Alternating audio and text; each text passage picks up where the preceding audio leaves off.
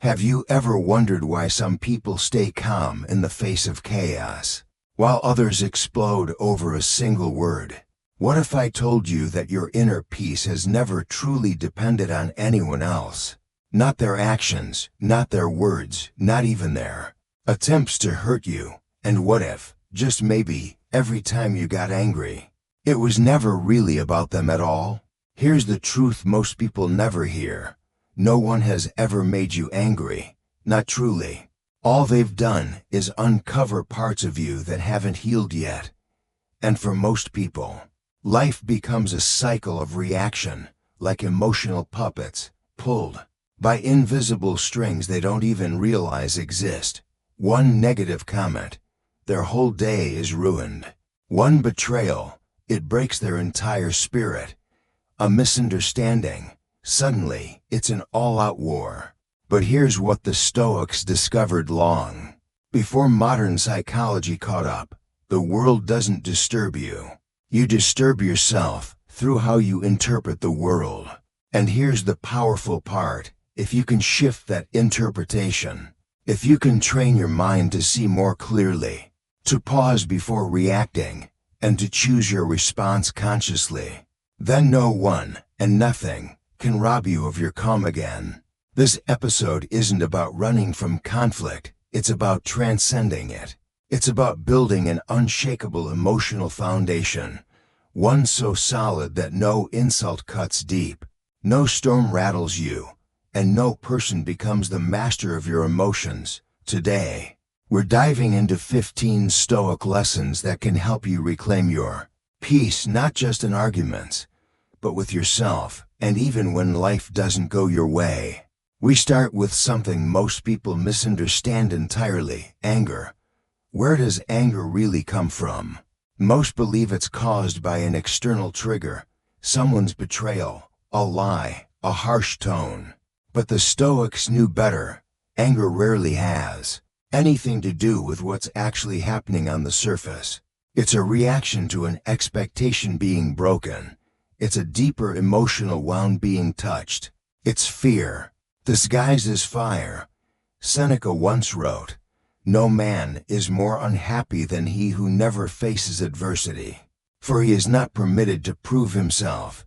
So, think about it. When anger rises, it's not just about what was said, it's about what lies beneath: unspoken fears, hidden insecurities, old wounds flaring up. You might feel furious when someone disrespects you, but that fury often masks something else. A belief that your self-worth has been attacked.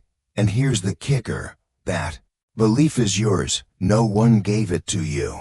No one else controls it. You see, anger is often born from trying to control what was never yours to control: other people's behavior, opinions, or decisions. We think, they should have treated me better, maybe they should have. But the moment we can't accept the gap between what we expected and what is, anger starts to burn. And the bigger that gap, the hotter the flame. The Stoics didn't ask us to feel nothing. They asked us to trace each emotion back to its root, to examine it instead of indulging it. When you understand that anger is a symptom, not a cause, you step out of reactivity and into responsibility. That's not weakness, that's refined strength. So ask yourself, what am I really angry about? Is it just a broken promise, the ignored message, or is it the deeper fear of being rejected, the ache of not feeling heard, the old wound of not being enough resurfacing once again? Because once you see anger clearly, its illusion starts to fade. You realize it's not your enemy, it's your signal. And from here, we begin the journey toward mastering it. In the next part, we'll uncover the first key lesson that Stoics used to dismantle the roots of anger. Not with suppression, but with deep self-awareness. Shall we begin? Previously, we uncovered a powerful truth. Anger isn't your enemy, it's your signal.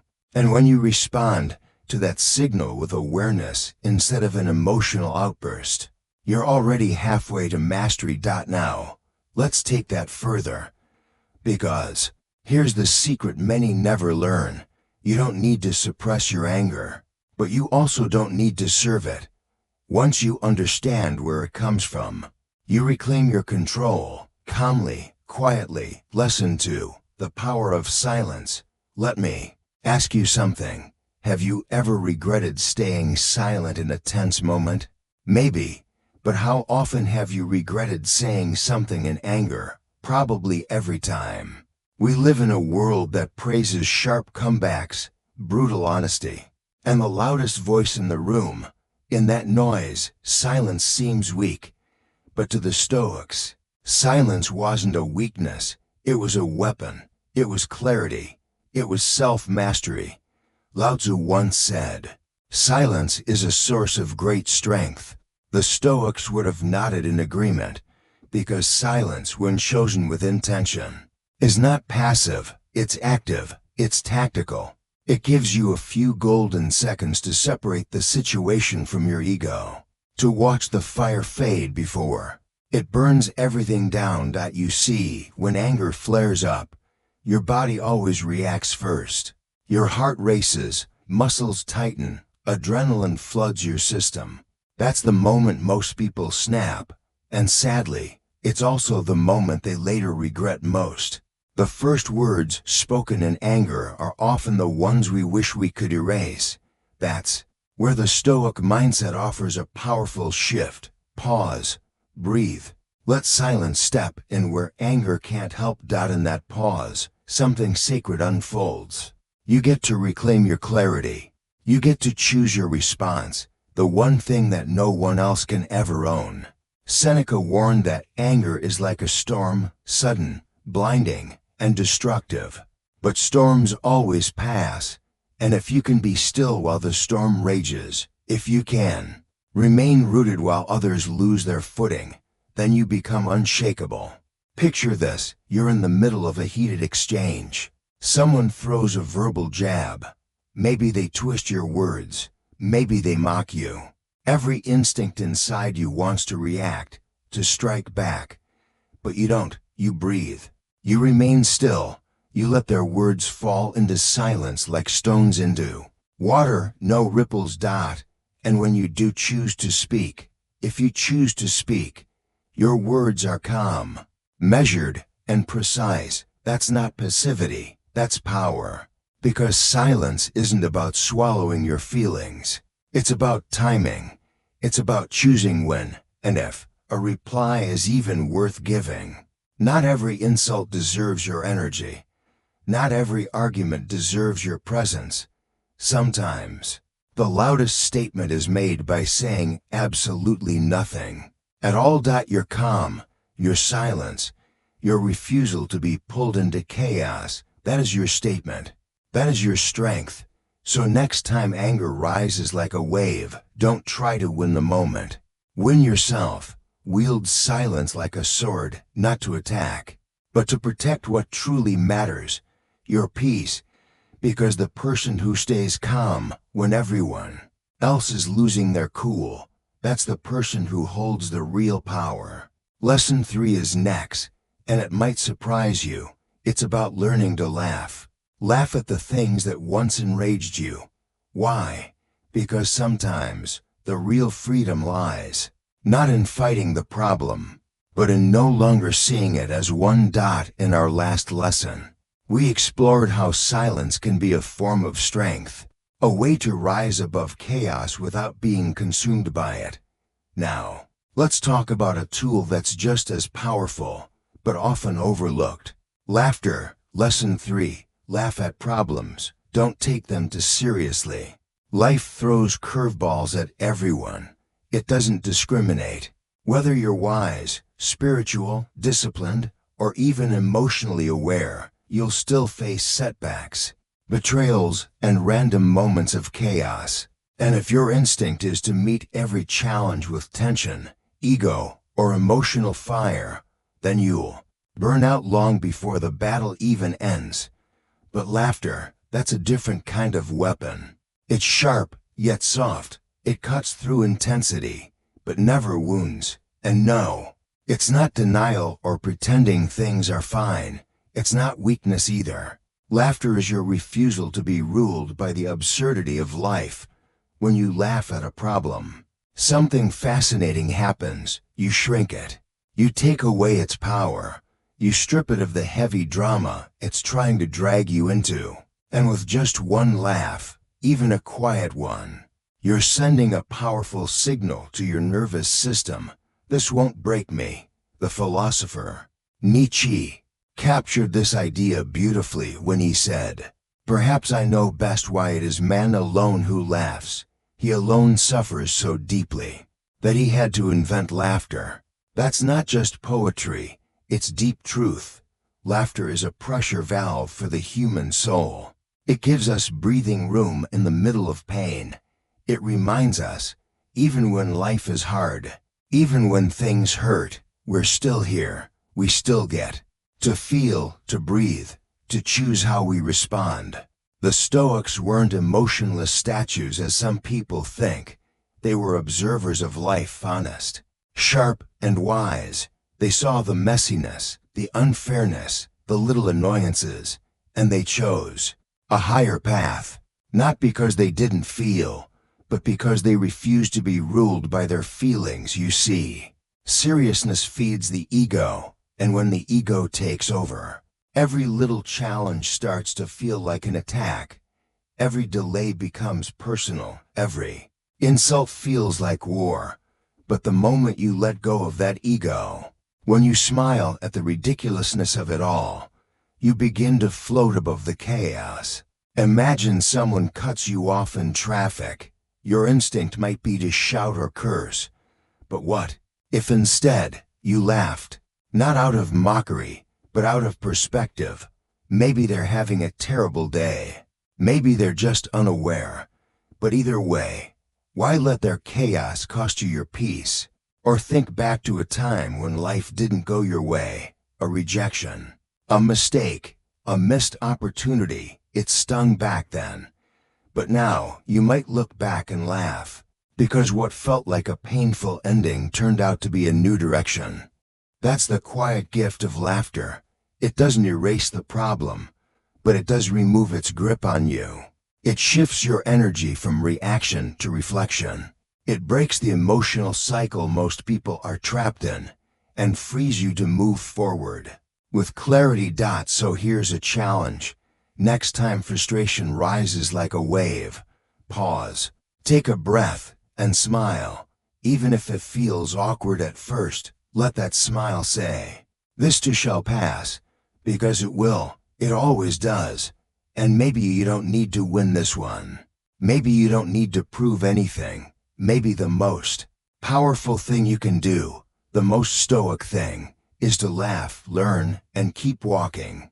Which brings us to lesson 4. Focus on long-term victory, not the current battle.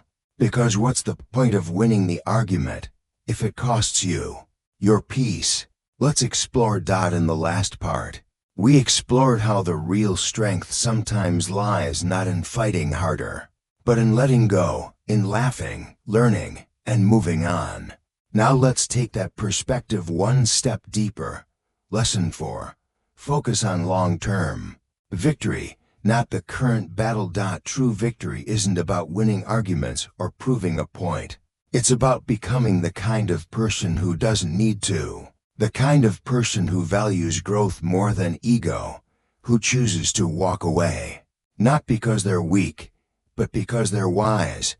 Staying calm doesn't mean you're being passive. It means you're being strategic. It means you've learned to choose your battles. Some fires need to be put out, but others are best left alone. They'll burn themselves out if you don't feed them. Think about it. How many arguments in your life actually changed anything? How many fights left you feeling truly better, not just temporarily justified, but deeply at peace? For most people, conflict isn't really about truth. It's about control, dominance, ego. And when you take that bait, when you dive into every provocation, you give away your energy, your focus, and your peace. For what? A fleeting win. The Stoic sees it differently. The Stoic steps back, They look at the full picture, and that big picture tells you your life is not a courtroom. You don't need to win every trial. What you need is clarity. Clarity about who you are. Clarity about the kind of relationships you want to build. Clarity about what really matters, not your pride, but your peace. Let's be honest. The people who inspire us most, the ones we admire, do they lose it over every inconvenience? Do they explode at every misunderstanding? Or do they carry themselves with poise, with calm, with the quiet confidence of someone who knows exactly who they are? Because the truth is, the person who wins the moment often loses the mission. And your real mission, it's not to be right all the time. It's to build a life that feels solid, balanced, and aligned. A life that's not thrown off course by every insult, every disagreement, or every passing urge to win. So next time you feel that pressure, that impulse to react, pause. Ask yourself, what am I really trying to prove here? And to whom? Then zoom out. Picture the bigger picture. Who you're becoming. What you're building. What's actually worth your energy. Choose that. Over and over again. That's how you win without fighting. That's how you grow without clashing. That's how you lead, by letting go. Which brings us to lesson 5. Make not getting angry your mental sport. What if staying calm became your personal challenge, your daily discipline? We often admire people with intense focus in business or unbreakable consistency in fitness. But the real mastery is emotional. The ability to stay grounded when the world pokes and pulls at you. That's not weakness, that's elite level. Training, not of the body, but of the mind. And when you start treating it that way, as a personal discipline, as your own internal challenge, something profound happens. Your anger no longer controls you. You control it. Epictetus said it best, any person capable of angering you becomes your master. Let that sink in. If someone can push your buttons and make you react, they own you. You're like a machine. Press a button and you explode. But the Stoic flips that dynamic. He refuses to be a puppet. He rewrites the whole game. Instead of reacting, he observes. Instead of exploding, he studies. He trains himself to rise above the trigger, to recognize it, and then chooses response. So what if you turned this into a practice, not just a philosophy you read in a book, but a real skill you hone every day? Just like you train your body at the gym, you can train your mind in life. Wake up each day with this quiet intention. Today, I will not be mastered by my emotions. I will respond, not react. And that's where the next lesson leads us. Because if you want to train your mind like this, you'll need one essential ingredient, patience. In the last lesson, we talked about turning emotional self-control into a daily discipline, a mental sport where you respond with calm, not reaction. Now let's talk about what that practice actually looks like in real time. Lesson 5.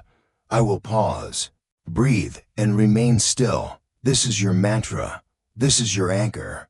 No matter what's happening around you, whether someone insults you, misunderstands you, or tries to push your buttons, your first move is simple. Pause, breathe, stay still. That doesn't mean you feel nothing. It means you feel everything, but you've trained yourself to channel it.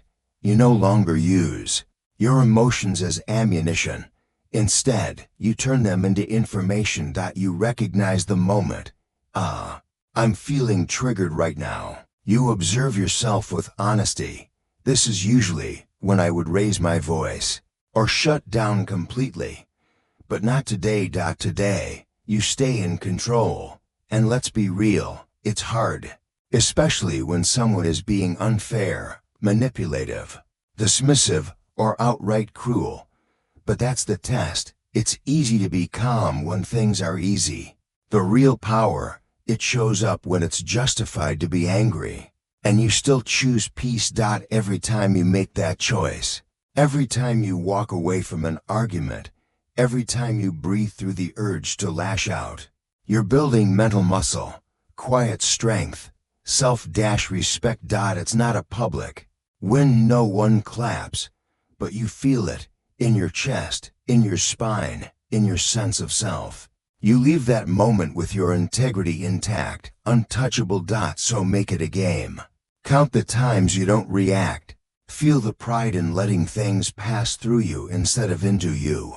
While others are tangled up in emotional drama, you're rising above, clear, focused, steady. Because emotional self-control isn't about becoming cold or numb. It's about becoming free. Lesson 6. Accept the reality of life and people. So why do we suffer so deeply from what people say and do? Most of the time, it's not even about their actions. It's about the expectations we had of them. We expected loyalty, and we got betrayal. We hoped for understanding, and received judgment.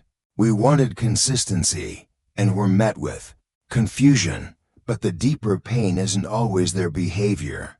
It's the story we wrote in our heads about who we thought they would be. And that's where Stoicism offers something radical and liberating. Accept what is, not what you wish it to be. The more you resist reality, the more it hurts.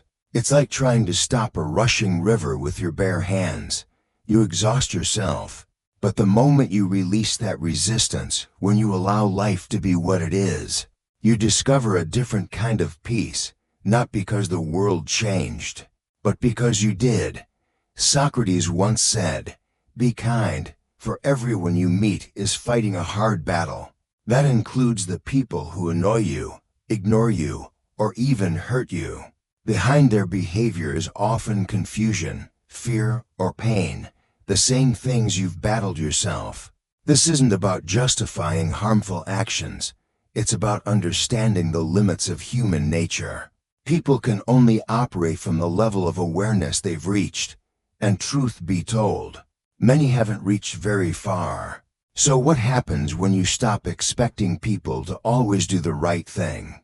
When you accept that they may lie, act selfishly, fail to say thank you, or disappoint you?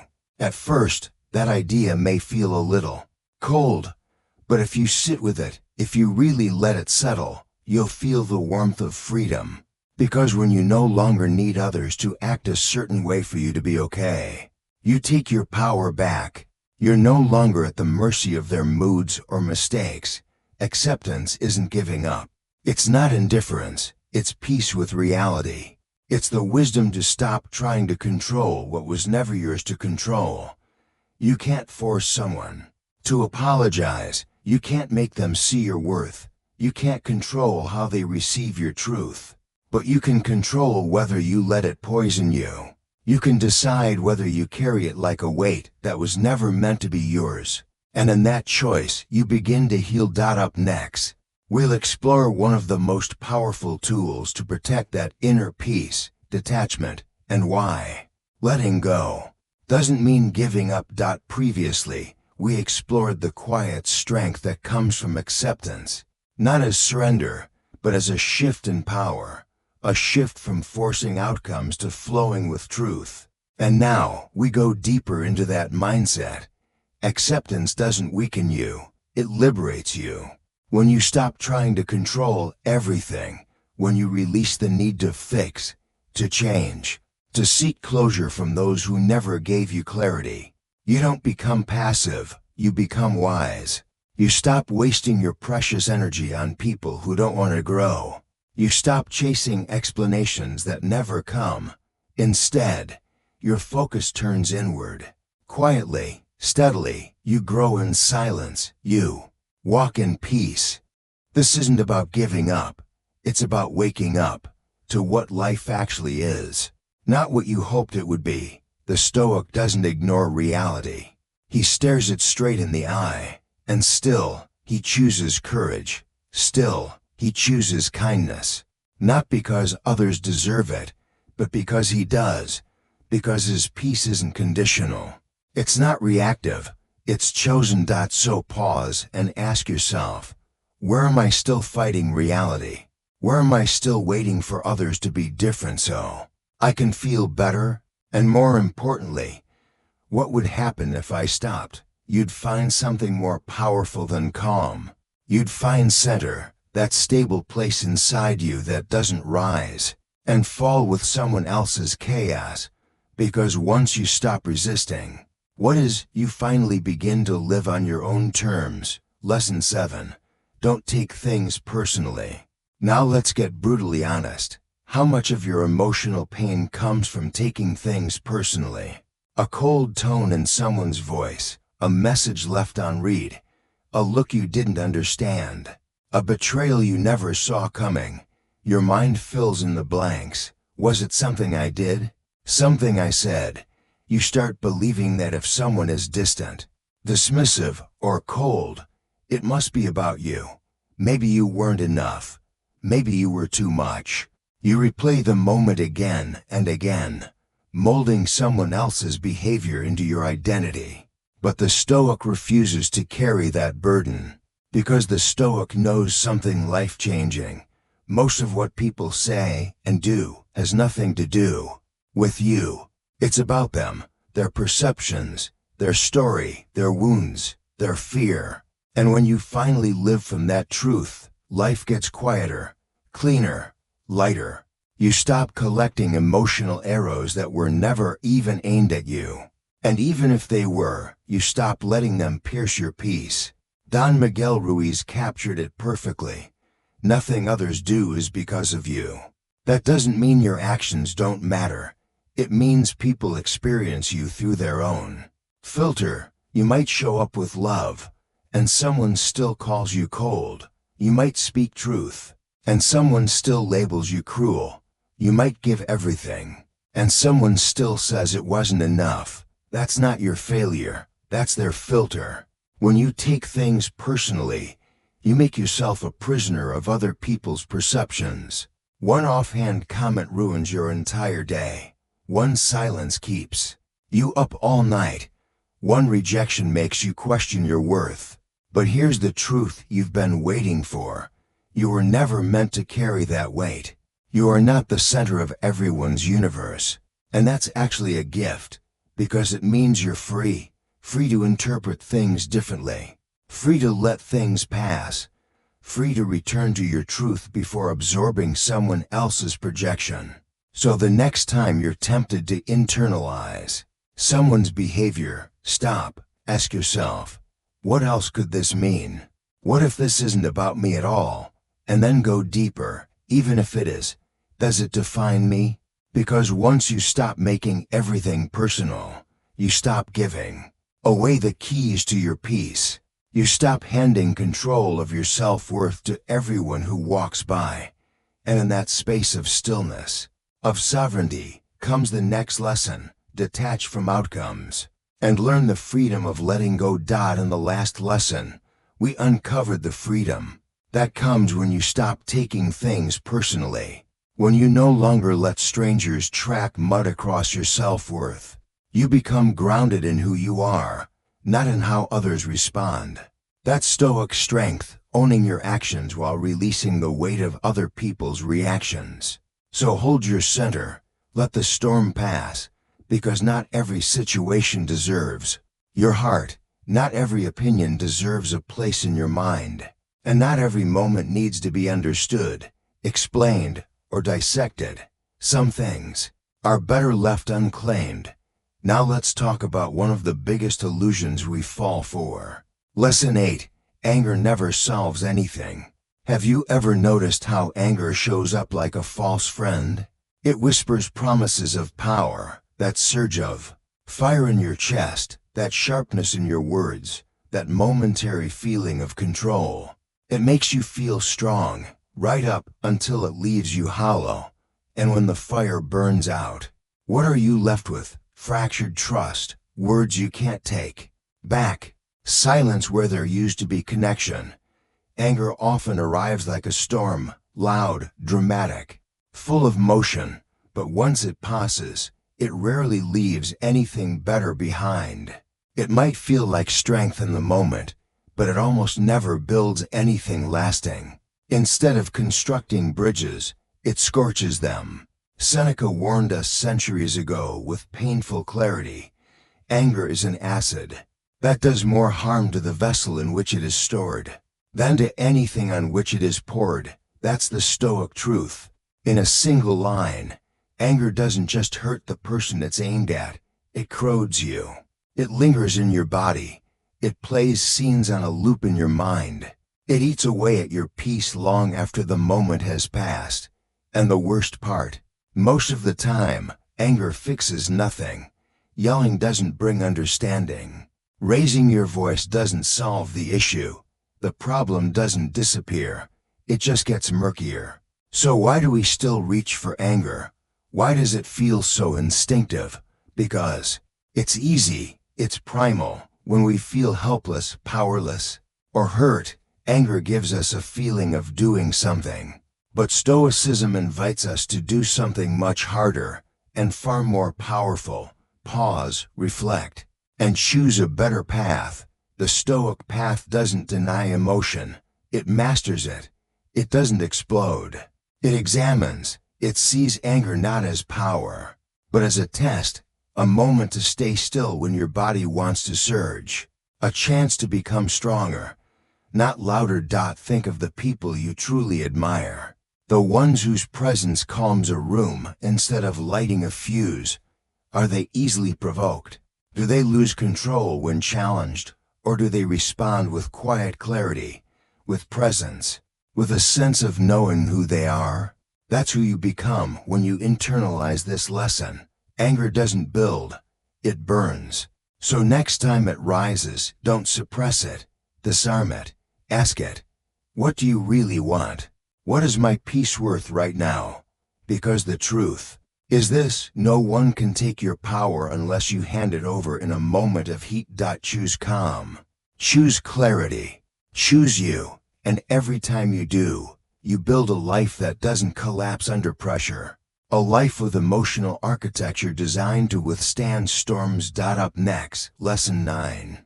Let go of resentment and grudges, because the heaviest weights we carry are often the ones we refuse to put down. In the last lesson, we saw how anger burns more than it builds, how choosing calm over chaos allows us to protect what truly matters, our peace. Now let's look at one of the most subtle but powerful emotional weights we carry, and how to finally let it go. Lesson 9. Let go of resentment and grudges. Have you ever noticed how we replay old betrayals like our favorite sad songs?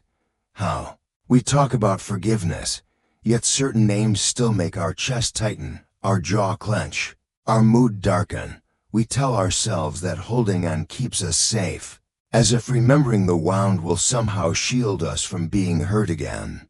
But in reality, it does the opposite. Holding on traps you. It poisons the present with the bitterness of the past. It turns memory into a cage, and you're the one holding the key. Marcus Aurelius, Emperor of Rome, and no stranger to betrayal, once wrote, "The best revenge is not to be like your enemy." Think about that. Don't become what broke you. Don't carry what tried to destroy you. Don't give your peace away to ghosts of the past, because that's what resentment is, a ghost. An anchor, a weight that keeps you tied to the hurt, to the moment, to the person who may have moved on, or even forgotten. Meanwhile, you're still reliving it, still bleeding from a wound that's long since stopped bleeding in reality. And for what? Resentment doesn't rewrite the past. It doesn't punish the one who wronged you. It punishes you. It clouds your thoughts. It hardens your heart. It robs you of joy and turns you into someone you were never meant to be. Defensive, guarded, emotionally exhausted. But forgiveness, real, quiet, internal forgiveness, that's different. That's not weakness. That's strength in its most powerful form. Because forgiveness isn't saying what they did was okay. It's saying you're no longer willing to let it control you. You're no longer willing to carry the weight of someone else's choices. You say, yes, this hurt me, but no, It will not define me. Letting go of a grudge isn't about forgetting. It's about choosing peace over poison. It's about finally laying down a burden you've carried so long. You forgot how heavy it truly is. And sometimes that release is quiet. You don't have to make a big speech. You don't have to send a message. You simply stop letting the past hijack your future. Think of your mind like a home. Resentment is that unwelcome guest who overstayed their welcome, eating your energy, crowding your space, leaving behind chaos. And you have every right to open the door and say, "No more. You don't live here anymore." You're not doing it for them. You're doing it for you. Because your peace matters. Your future deserves more than echoes of old pain. Because you've carried this long enough. So ask yourself, who or what am I still holding on to? And why? Then go deeper. What would my life feel like if I finally let this go? Because that feeling, that lightness, that clarity, that freedom is available the moment you decide, I will no longer carry what doesn't serve my soul. And that brings us to the next lesson. A deeper understanding of boundaries and roles. Lesson 10. Your role is to guide, not to control. Let's explore why letting go of control doesn't mean letting go of care. Previously, we learned that your role is to guide, not to control. That real peace comes not from shaping others, but from releasing the illusion that your well-being depends on their behavior. Now let's explore what true influence looks like when it's led by presence, not pressure. Lesson 10 continued. Real leadership is quiet, grounded, and free of force. Here's the truth that so many of us struggle to accept. No amount of pressure will awaken someone who isn't ready. In fact, the harder you push, the more they pull away. Lao Tzu, with timeless wisdom, once said, "A leader is best when people barely know he exists." Why? Because real influence isn't loud. It's not about dominance or demands. It's about quiet example, about living what you believe so fully, so clearly, that others feel it just by being near you. It's presence over pressure, integrity over interference, clarity over control. The Stoics taught this clearly. Let go of what you cannot control, and that includes the way others behave, how they react, what they choose. These things have never been, and never will be, within your control. But here's what you can guide: yourself, your choices, your energy, your consistency. And by doing that, you become a mirror, reflecting possibility, not demanding perfection. Letting go of control doesn't mean abandoning people. It means abandoning the illusion that your peace depends on their progress. It's the art of stepping back without disappearing, of staying engaged without becoming overbearing, of offering presence without attachment. You support, but don't suffocate. You speak, but don't dictate. You love, but don't need to be obeyed. So, the next time you feel the urge to fix, to correct, to make them see, pause. Ask yourself, is this really about them? Or is this about my discomfort with not knowing? And then remind yourself, my role is not to control. My role is to stay grounded, to act with clarity, to lead by example, not by force. Ironically, the less you try to control others, the more influence you actually have. People don't remember every rule you imposed or every point you made. They remember how they felt in your presence. They remember if they felt calm, if they felt safe, if they felt seen. And that feeling, that's what opens hearts. That's what plants seeds. That's what inspires true change. Which brings us to a tool that helps shift how you process everything around you, not by changing the world, but by changing how you see it. Lesson 11. Use the ACD model to reframe your emotional experience. Awareness, control, direction. What if your emotional pain doesn't come from what happened, but from how you interpreted what happened? This is the turning point. The moment where Stoicism stops being just a theory and becomes transformation. Most people believe their emotions are automatic, that they have no say in what they feel. Someone insults them, they get angry. Someone ignores them, they feel rejected. Life falls apart, they collapse with it. But what if there's a space between what happens and how you feel? And what if what you do in that space changes everything? Carl Jung once said, "It all depends on how we look at things, not how they are in themselves." That's the entire essence of the ACD model. Awareness, control, direction. Let's break it down.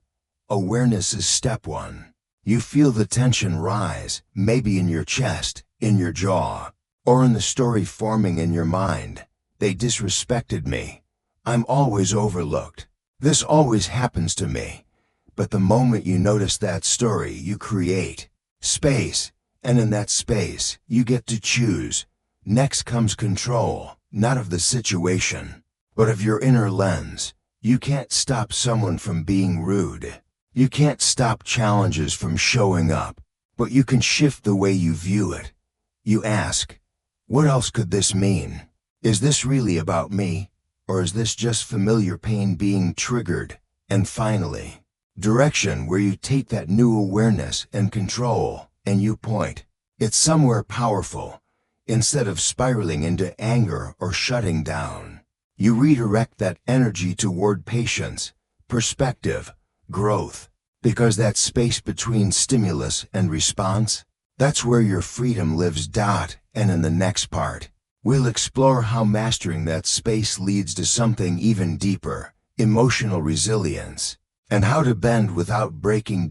In our last lesson, we explored the power of the ACD model, awareness, control, direction, and how mastering the space between emotion and reaction gives you true freedom. Now let's talk about what happens when you direct that freedom toward growth instead of blame. Turn pain into power, not punishment. When something hurts, you have two choices. You can collapse into that pain, or you can channel it into clarity. You can lash out, punish, or withdraw. Or you can pause and use that moment to strengthen your boundaries, not out of bitterness, but out of self-respect. This isn't about pretending you're not hurt. It's not denial.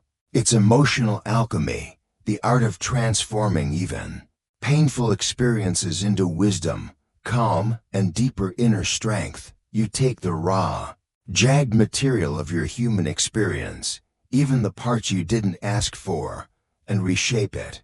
You turn it into insight, into growth, into resilience. But like anything valuable, it takes practice. It takes slowing down long enough to actually notice your thoughts before they become actions. It takes the humility to question your assumptions. And above all, it takes courage. The courage to stop blaming the world. The courage to stop saying, "Why is this happening to me?" And instead ask, what can I build from this? Because once you apply the ACD model consistently, in hard moments, not just easy ones, something changes. You stop fearing other people's moods. You stop dreading chaos or change. You start facing life with a quiet, calm readiness. Not because the world has changed, but because you have. That shift is emotional freedom. That's what makes you unshakable. And that's what makes you powerful, without ever needing to raise your voice. Lesson 12. Promote solution and compromise. Here's a question that can instantly shift your mindset during conflict. What matters more to me right now, being right or being at peace? Because it's so easy, isn't it, to get wrapped up in arguments, to dig in, to defend your opinion, your pride, your perspective. We all want to feel heard. We all want to feel understood. But here's the quiet truth most people miss. The harder you fight to win, the more you lose the connection that actually matters. The Stoics didn't argue to dominate. They spoke to clarify. They didn't debate to destroy. They listened to understand. Because they knew something most people forget. Anger separates. Wisdom builds bridges. Epictetus put it beautifully. We have 2 ears and 1 mouth so that we can listen twice as much as we speak. That's not just a clever quote. That's a principle. Because the truth is, most people don't listen to understand. They listen to reload. They're not seeking common ground. They're preparing their next comeback. And in that energy, nothing gets solved. Egos grow. Walls go up. Peace disappears. But what if in your next disagreement, you paused? You asked yourself, what do I actually want here? Do I want connection, understanding, resolution? Then why am I arguing like I'm preparing for battle? Real solutions require calm. Compromise requires humility. It means being strong enough to say, maybe we're both right. Maybe we're both wrong. Maybe there's a third option we haven't seen yet. This isn't weakness. It's wisdom. You're not giving up. You're growing up. You hold your truth without turning it into a weapon. The Stoic doesn't let go of arguments because they can't fight. They let go because their energy is too valuable to waste on what doesn't elevate. They know that every disagreement is an opportunity to sharpen the mind, to strengthen the relationship, or, if needed, to walk away in peace, not in pieces. Compromise doesn't mean betraying your values. It means finding a path that honors something greater, the bigger picture, and sometimes that path begins with the simplest, most powerful words. Let's find a solution that works not just for me, but for us. Coming up next, a lesson that takes us even further into emotional resilience. In the last lesson, we learned that choosing solution over ego doesn't just create better outcomes. It protects the relationships and inner peace we may one day need. Now, let's go even deeper, not into how we speak, but how we listen to ourselves. Lesson 13. Be aware of what happens in your body. Here's something most people never learn. Your body often knows you're angry before your mind does. We tend to think emotions start in the brain, with thoughts, stories, and mental interpretations. But more often than not, emotions start lower, in the chest, the stomach, the jaw, the breath. You feel a tightening before you think, a clenched fist before you form words, shallow breathing before your mind even realizes you're under stress. These are not random signals. They're not nuisances to ignore. They are alarms, messages from your nervous system, warnings that something is stirring below the surface, long before your mind catches up. Alan Watts once said, "The body does not lie." And the Stoics, though less poetic, would absolutely agree. One of the greatest tools in mastering anger is catching it early, before it's spoken, before it spills out, before it causes damage you'll wish you could undo. Here's the truth. Your nervous system reacts faster than your conscious mind. In that split second, when someone says something triggering, your body has already begun to respond. But if you've trained yourself to ignore these signals, to suppress, distract, or numb, then you lose the greatest opportunity of all, the opportunity to pause, to breathe, to observe, and most importantly, to choose. That's emotional mastery. It's not the absence of feeling. It's the early recognition of feeling and the conscious redirection of it. It's the quiet internal voice that says, I know this pattern. I've felt this before. And this time, I won't fall for it. This time, I will respond, not react. Your body is a compass. It tells you when an old wound has been touched, when a boundary is being crossed, when a memory or fear is surfacing. But only if you're listening. Only if you're willing to slow down. Only if you're brave enough to feel what most of us have been trained to avoid. So pay attention. The next time your heart races, pause. The next time your jaw tightens, ask what you're holding onto. The next time your breath shortens, take one deep inhale and ask, what's really going on here? Because sometimes, one breath, one single moment between trigger and response is the difference between regret and maturity, between chaos and calm, between repeating the same old pattern or stepping into a brand new one.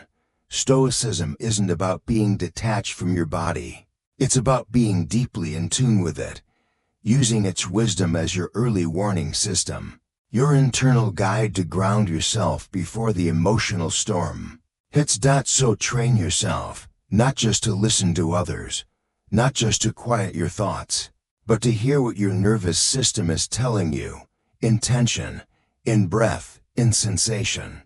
Because your body remembers everything, even what your mind tries to forget. And when you learn to listen to it with compassion, not judgment, you learn to lead yourself through anything. And now, we step into our next lesson, one that ties it all together. In our last lesson, we learned to listen to the body as a guide, a compass that signals when something's off long before words are spoken.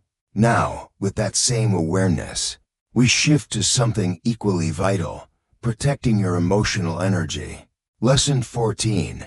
Be selective with who deserves your attention. Ask yourself honestly, why do we give our peace away so easily, especially to those who haven't earned it? There's a lesson the Stoics understood deeply, one that most people go their whole lives without truly learning. Not everyone deserves access to your emotional world. Not every opinion matters. Not every insult needs an answer. Not every conflict is worth your presence. But the moment you start reacting to everything, you start losing yourself in things that don't actually matter. Seneca, one of the wisest voices of Stoic philosophy, once offered a simple yet profound reminder: associate with people who are likely to improve you, not those who merely entertain you, not those who flatter your ego, but those who challenge you with kindness, who speak truth with respect, who bring you back to yourself, not pull you away from it.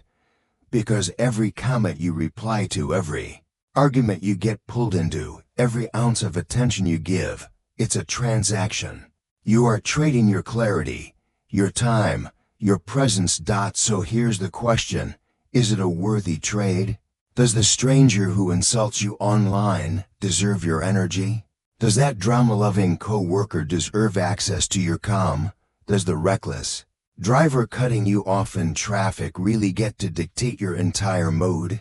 When you react to everything, you're not defending your dignity. You're surrendering your emotional power. You're giving influence to people who haven't earned it. And over time, this becomes a pattern, one that leaves you drained, reactive, and easily thrown off course. But here's the alternative: emotional selectivity, the conscious choice to protect your attention like a sacred resource. It means choosing your battles, and more importantly, choosing your silences. Because sometimes, silence isn't weakness. It's wisdom. It says, I don't need to fight every fire. I just need to stop feeding it. Being selective doesn't mean becoming cold or distant. It means valuing your focus. It means understanding that your attention is powerful, and you should never hand it over to every passing provocation. Calm is your responsibility. Chaos, that's optional. So how do you start practicing this? You begin by observing. Notice the people, the conversations, the moments that pull you into unnecessary emotional noise. And when you feel that tug, pause. Take a breath. Ask yourself, does this deserve me? And if the answer is no, let it go. Let it pass. Protect your peace the way you protect your home, by setting boundaries, by not letting every stranger walk through your mental front door, by deciding what gets to stay and what needs to leave. The result: you become more grounded, more centered, less reactive, more powerful. Because the person who controls where they place their attention controls their reality. And now, we arrive at the final lesson, one that flips anger on its head. Lesson 15. Use gratitude as a tool against anger. What if the real antidote to your frustration isn't more control, but more appreciation? Previously, we explored how gratitude can disarm anger, not by denying your pain, but by helping you see the bigger picture. Now, let's dive deeper into that shift and how it transforms not just your reactions, but your entire way of living.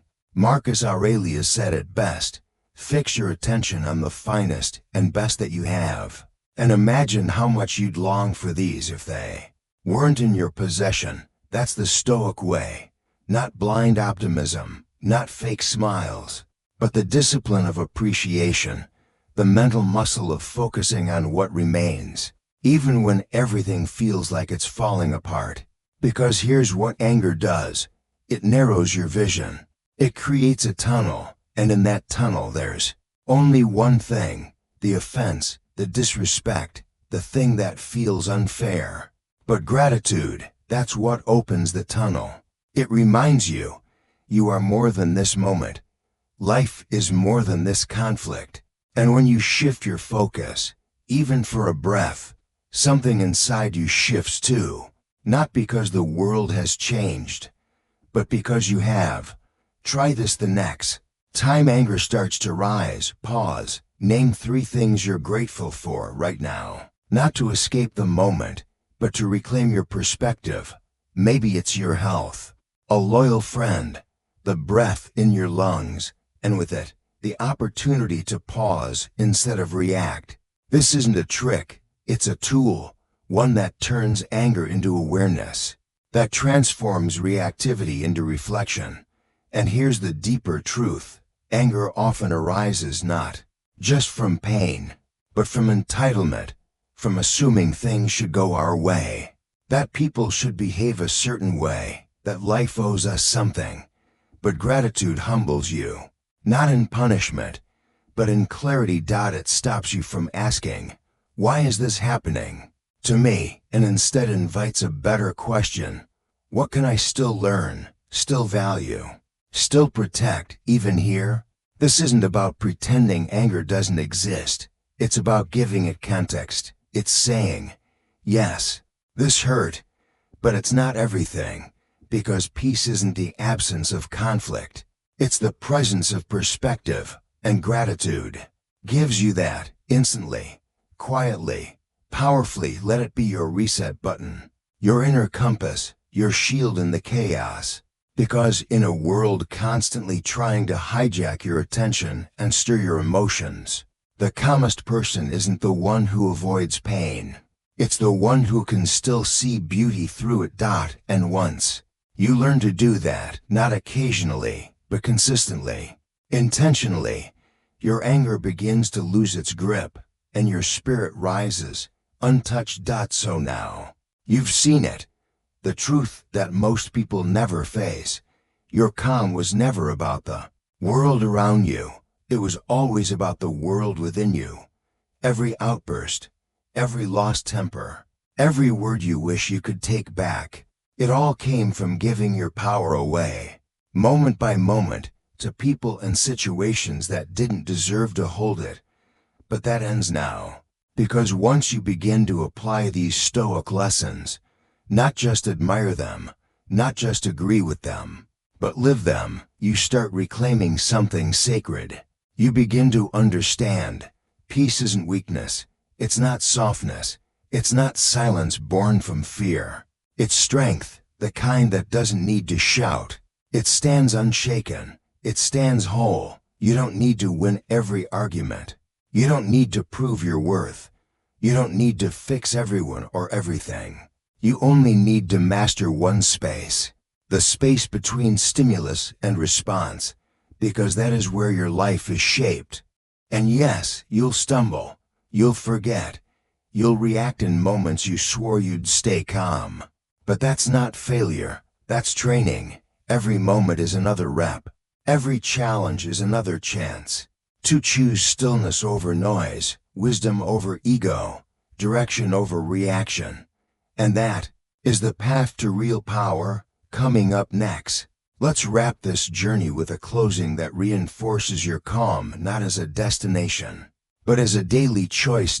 So now, here you are, at the end of this journey, standing in a space of reflection. You've seen the truth that calm is not something you wait for, it's something you build, one breath, one pause, one choice at a time. So ask yourself now, who do I want to become? Do you want to be the person constantly pulled by every emotion, every insult, every chaotic moment? Or do you want to be the one who leads calmly, not just others, but yourself? Because you weren't meant to be ruled by anger, you're here to rise above it. And when you do, when you start applying these Stoic principles in real life, something shifts, not just around you, but within you. You begin to feel it in your breath. Smoother, steadier, you feel it in your decisions. More grounded, less reactive, you feel it in your mind. More spacious, more deliberate. You stop burning from the inside. You stop handing your peace to people who never deserve to hold it. And when life tests you, as it always will, you begin to respond with power, with presence, and with purpose. That is the path. And it doesn't begin with dramatic declarations. It begins right here, in the silence, in your self-awareness, in the small decisions no one sees, but that shape everything. So if this episode gave you something, clarity, peace, even just a moment of stillness, don't keep it to yourself. Share it, subscribe, leave a comment below. And tell me, which of these Stoic lessons will you start applying today? Because now you know, your peace is not a gift, it's your responsibility. And now, you know exactly how to protect it.